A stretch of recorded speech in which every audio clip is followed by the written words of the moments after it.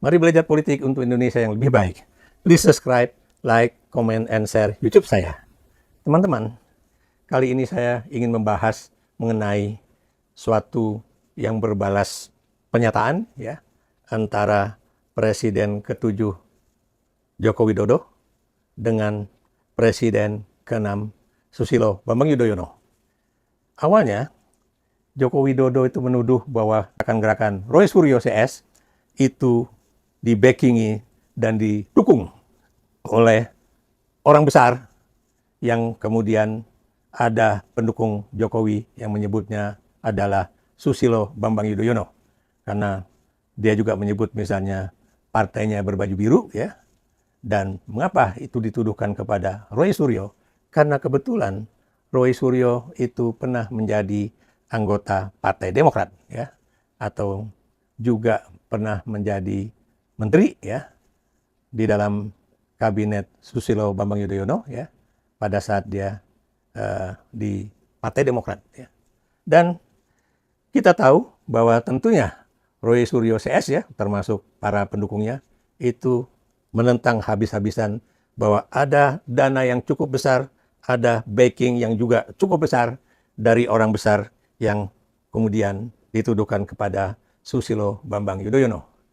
Sebab pernyataan-pernyataan Jokowi semacam ini bagaikan kemudian menusuk hati orang-orang Partai Demokrat ya. Mengapa? Karena Anda pasti ingat bahwa ketika Jokowi menjadi presiden, dia juga pernah melakukan suatu rekayasa politik agar Kepala Staf Kepresidenan Jenderal Muldoko melakukan suatu upaya-upaya kudeta terhadap AHY ya. Karena saat itu AHY baru saja menjadi Ketua Umum Partai Demokrat. Dan Anda tahu ya, diciptakanlah di dalam Partai Demokrat itu situasi divide et impera atau divide and rule ya. Terjadi suatu seolah-olah pergolakan di dalam Partai Demokrat itu, dan kemudian pecahan dari Partai Demokrat itu didukung untuk melakukan suatu kongres partai tandingan ya terhadap kepemimpinan Agus Harimurti Yudhoyono atau AHY. Dan apa yang terjadi? Tentu saja AHY tetap bertahan. Mengapa? Karena dia didukung oleh SBY dan SBY masih memiliki orang-orang setia di dalam Partai Demokrat tersebut ya.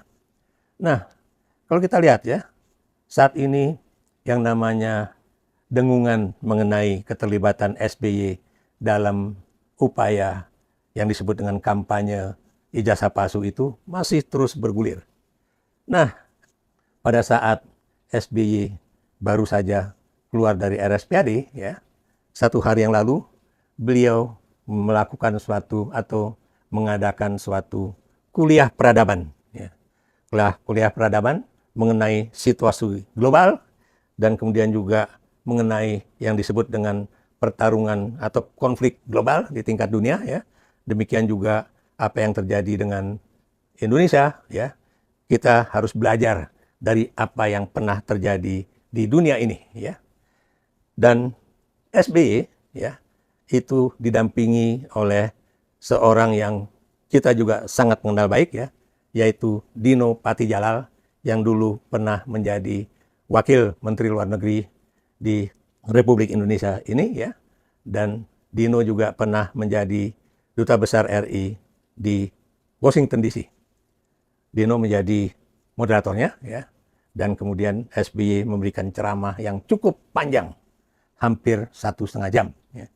Dan di antara ceramah tersebut ya, dia mengingatkan agar yang namanya penguasa negara ini jangan sampai melakukan suatu tindakan-tindakan seperti yang terjadi di Prancis ya.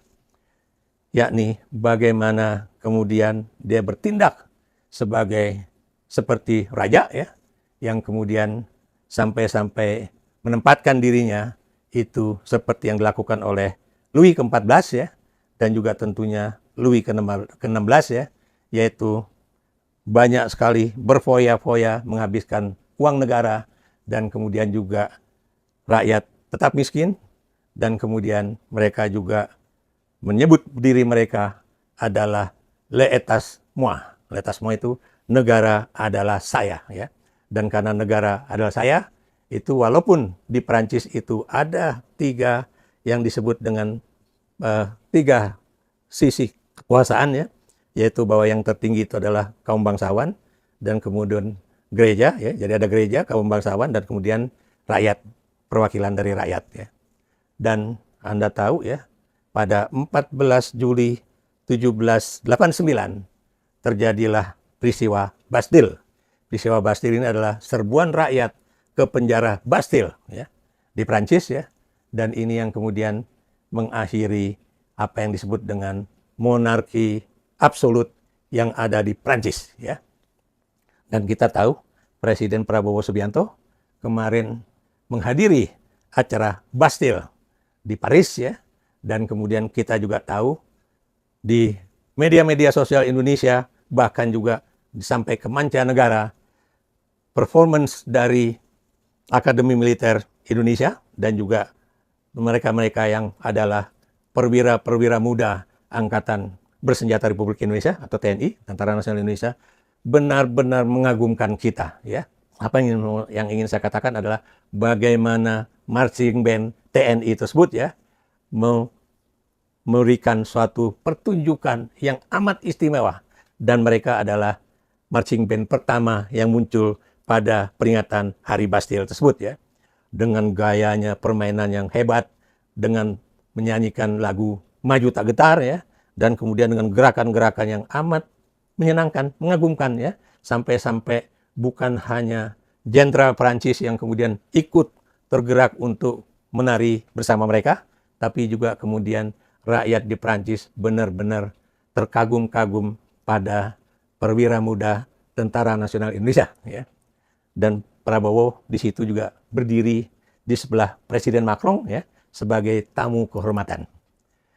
Dan Presiden Susilo Bambang Yudhoyono di dalam pidato peradaban tersebut, ya, karena dia berbicara di depan orang-orang pintar, di depan mantan Wakil Presiden Profesor Budiono, ya, dan kemudian orang-orang juga yang hebat di dalam Institut Peradaban, ya, antara lain Jimli Asidiki, kemudian banyak sekali tamu-tamu kehormatan, ya, dan juga tentunya para politisi terhormat.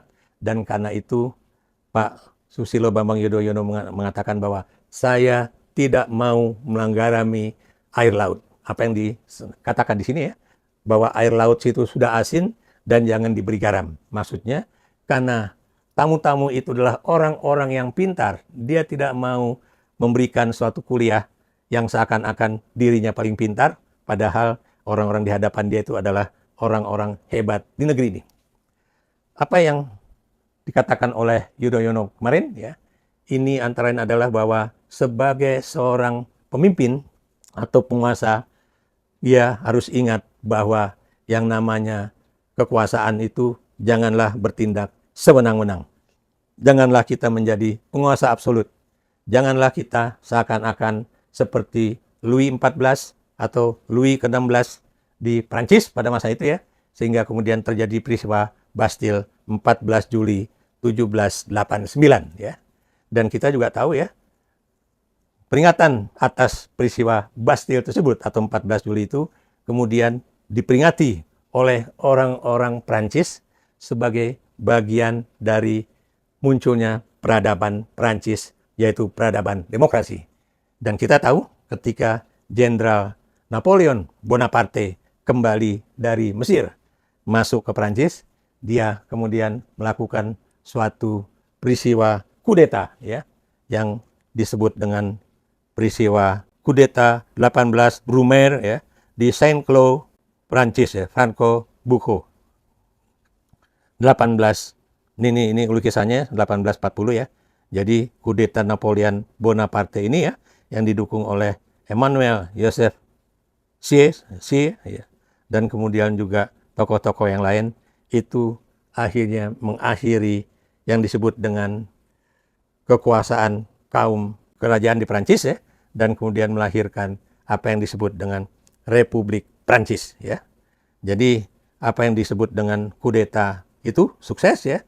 Dan pada 1800 sampai 1815 Napoleon Bonaparte adalah orang atau militer yang bukan saja mengkudeta mengakhiri suatu dinasti absolut di Prancis ya, tapi dia adalah seorang jenderal yang kemudian melahirkan Republik Prancis yang baru ya. Dan kita tahu dia adalah orang yang paling tinggi di di Prancis pada saat itu, dan kemudian dia juga mendirikan satu negara dengan satu angkatan bersenjata yang sangat kuat.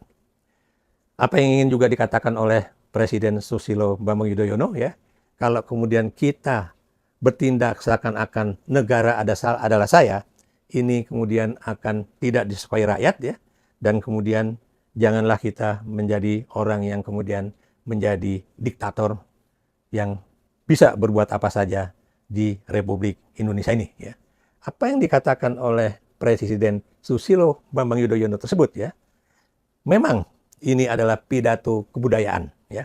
Dan tadi saya katakan bahwa sejak peristiwa Bastille di mana rakyat menyerang penjara Bastille ya, dan kemudian menghancurkan penjara tersebut ya, dan inilah kemudian melahirkan tadi saya katakan Republik Prancis pada 1789, atau kemudian juga dilakukan juga oleh Napoleon Bonaparte, dilanjutkan oleh Napoleon Bonaparte dengan suatu kudeta militer terhadap kelompok monarki absolut, dan itulah kemudian lahir Republik Prancis. Republik Prancis ini adalah negara modern pertama di Eropa ya, yang dibangun oleh Napoleon Bonaparte pada 1800 sampai 1815 dengan semboyan Liberté, Égalité, Fraternité. Ini juga pernah saya tulis di di koran Media Indonesia, dan juga menjadi bagian dari buku yang diterbitkan di Jogja ya. Nah, apa yang ingin dikatakan oleh Susilo Bambang Yudhoyono ini sebetulnya dia mengingatkan kepada orang yang merasa dirinya masih menjadi penguasa, yang kemudian walaupun SBY tidak menyebut-nyebut nama Joko Widodo, tapi paling tidak dia juga mengingatkan bahwa yang namanya Joko Widodo ya, secara tidak langsung dia tidak menyebut nama, tapi adalah orang yang juga melakukan suatu kekuasaan politik ya, seakan-akan l'état moi ya. Jadi negara adalah saya, dia bisa melakukan apa saja. Saya beri contoh misalnya kayak waktu itu ingin mengkudeta Partai Demokrat ya, dan kemudian juga ingin kemudian mengharu-birukan rakyat ya, ingin dikuasai, dan segalanya apa keinginan dia bisa dilakukan oleh Joko Widodo. Dan kita juga tahu ya, Revolusi Prancis 1789 ini diakibatkan oleh miskinnya rakyat Prancis, susahnya rakyat Prancis, gara-gara kehidupan berfoya-foya dari para pejabat di lingkungan istana ya, dan kemudian juga bagaimana seorang permaisuri ya, waktu itu adalah Marie Antoinette ya, itu kemudian juga yang berasal dari Austria, dia juga dianggap hidupnya itu berfoya-foya dan menghabiskan uang dari pajak rakyat. Dan kita juga tahu ya, pada saat ini ketika rakyat susah hidupnya, rakyat tidak mendapatkan pekerjaan, rakyat sulit mendapatkan pekerjaan, rakyat sulit mendapatkan uang ya, inilah yang kemudian mengapa orang-orang yang berkuasa di Republik ini ya, menggunakan uang dari pajak rakyat untuk hidup berfoya-foya, sementara rakyat ini hidupnya susah ya. Jadi apa yang ingin saya katakan di sini ya, bahwa mengapa Yudhoyono menggunakan apa yang terjadi di Prancis, yaitu Revolusi Prancis 1789 ya, dan kemudian juga hancurnya yang disebut dengan kekuasaan kaum bukan burjuasi ya, tapi kaum monarki absolut di Prancis ya. Ini paling tidak ini juga mengingatkan bahwa dengan hancurnya yang disebut dengan penjara Bastille pada 14 Juli 1789, itu kemudian berlanjut dengan tadi saya katakan kudeta oleh Jenderal Napoleon Bonaparte yang baru kembali dari Mesir ya, dan itu yang kemudian menjadikan Republik Prancis pertama ya. Dan lahirlah apa yang disebut dengan sebuah negara modern di Eropa. Prancis adalah dianggap sebuah negara modern pertama di Eropa ya, dan bahkan dia juga adalah negara yang banyak membantu Amerika Serikat ya, yang antara lain dibangunnya The Statue of Liberty ya, jadi patung kebebasan, putri kebebasan di pinggiran kota New York ya.